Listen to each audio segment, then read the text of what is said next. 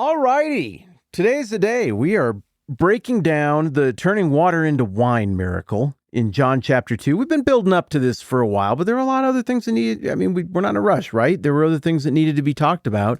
Well, now we're finally ready to get into the guts, the nuts and bolts, the transformative moment here of this first miracle of Jesus in the Gospel of John, or the first overt miracle. Now, John doesn't call this a miracle. He likes to use the term signs, and we'll unpack that a lot more. John 2:11, after this whole miracle has already happened, John gives this summary statement of it. He says, "This, the first of his miraculous signs, Jesus performed at Cana in Galilee. He thus revealed his glory, and his disciples put their faith in him." So John, throughout his gospel, is going to think, is transactionally a bad word? That might be a little too strong. But he's going to think in terms of Jesus' miracles. Every time he breaks the laws of time and space, he's making a point. We're learning theology. We're learning stuff about the character of God and the plan of God.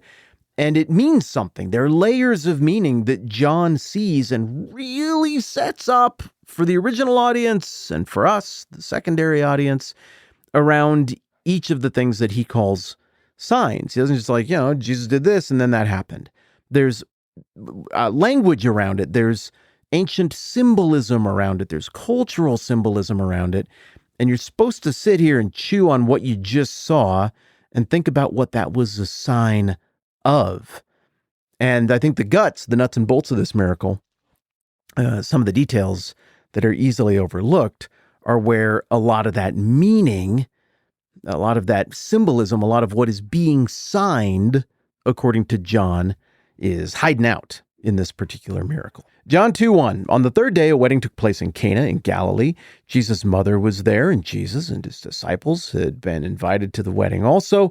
And when the wine was gone, Jesus' mother said to him, "They have no more wine." "Dear woman, why do you involve me?" Jesus replied. "My time has not yet come." So it seems like there's maybe not going to be a miracle, because we get just this tiny little aside that we've been talking about for the last few days. But then this is very interesting. His mother, Mary, is like, "Oh, well, that means yes." In our little, inside the family speak, that might sound like no to all of you outside the family, but inside the family, that means, yeah, he's going to do something. And so she she hears, "Dear woman, why do you involve me? My time has not yet come." And she's like, "All right, go time, action, miracle inbound." Okay. So in verse 5, it says, his mother, Mary, John doesn't use Mary's name, his mother said to the servants, "Do whatever he tells you." That's a pretty cool gesture of faith. That's been kind of Mary's strong suit up to this point. As I argued over the last few days, I think Mary, like every New Testament character other than Jesus, is going to wobble a little bit. She's going to have some moments where she's not quite sure what to make of things. But here, I think we see what Mary typically is, which is faithful and very trusting, very confident in who her son is. So she pulls some servants aside. They're no doubt all panicked and everything. I can kind of picture the scene there, by the way, because the women in my family like shows that have names like Shivington Chapel and Chestershire Castle, where there's a lot of people from the 1800s or early 1900s, and they all dress nice.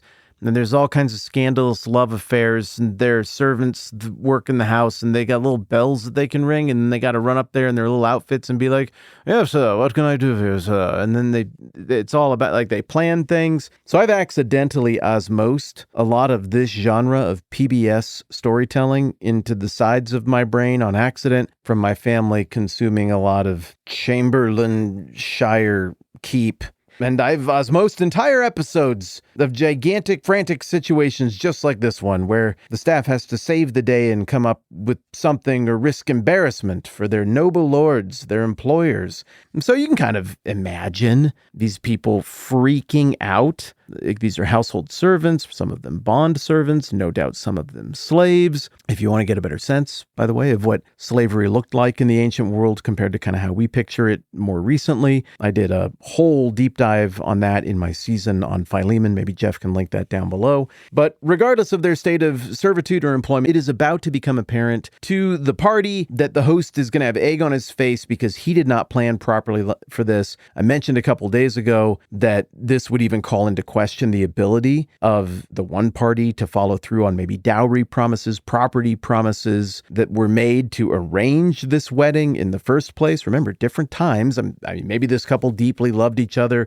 Maybe it was all arranged. Maybe both. I don't know. But for certain, there would have been certain expectations between families in terms of who will do what. And it would be a very bad look right out of the gate to not even be able to afford wine for the entire event. And Mary, of all people, who is this?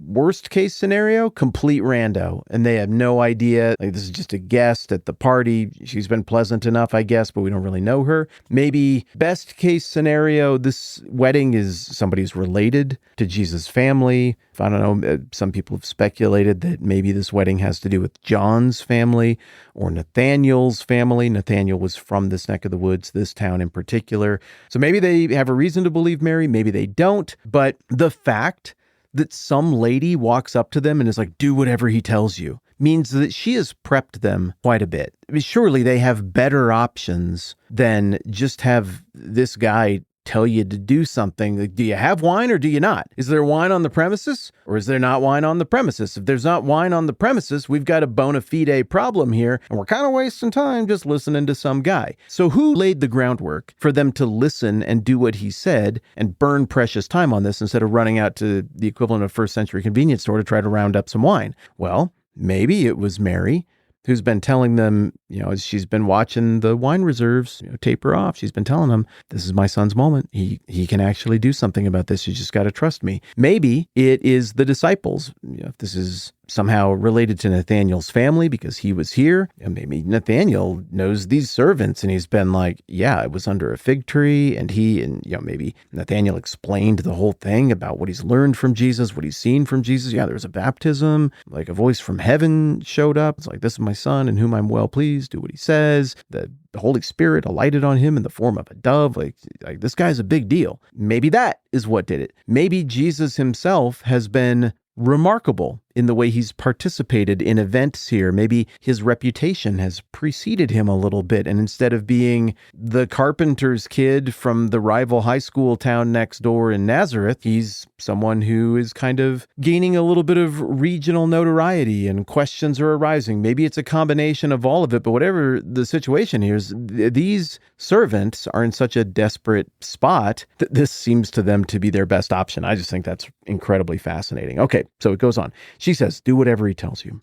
Then in verse 6, it says, nearby stood 6 stone water jars, the kind used by the Jews for ceremonial washing, each holding from 20 to 30 gallons.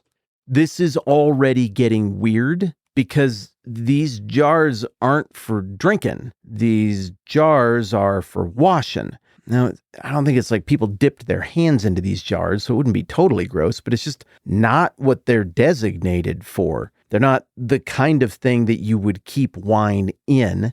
And so already faith is being a little bit tested here. I'm sure Mary is like, interesting. Let's see where this goes. I'm sure the servants are like, not how I thought solving this would go. If by some freak chance this does work, not sure how keen the host is going to be on the look before his guests of the wine being served out of the washing jars, but we're desperate. Okay, we'll get the jars and we'll fill them with water. And tomorrow, we'll think through more of the implications of what happened when they get filled with water, and somewhere off screen, I mean, it doesn't say, then the water turned into wine. Somewhere off screen, it just becomes wine.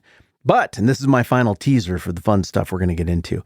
Remember at the beginning of this conversation, we're talking about how John calls these signs and not miracles. I mean, I think miracles is a perfectly fine word, but he says signs. This means something. It points to something. And I think what it means, what John wanted the original audience to get and what John wants us to get is hiding right there in the vessels that are going to hold the water that turns into wine. More on that tomorrow. I'm Matt. This is the 10-Minute Bible Hour podcast. Let's do this again soon.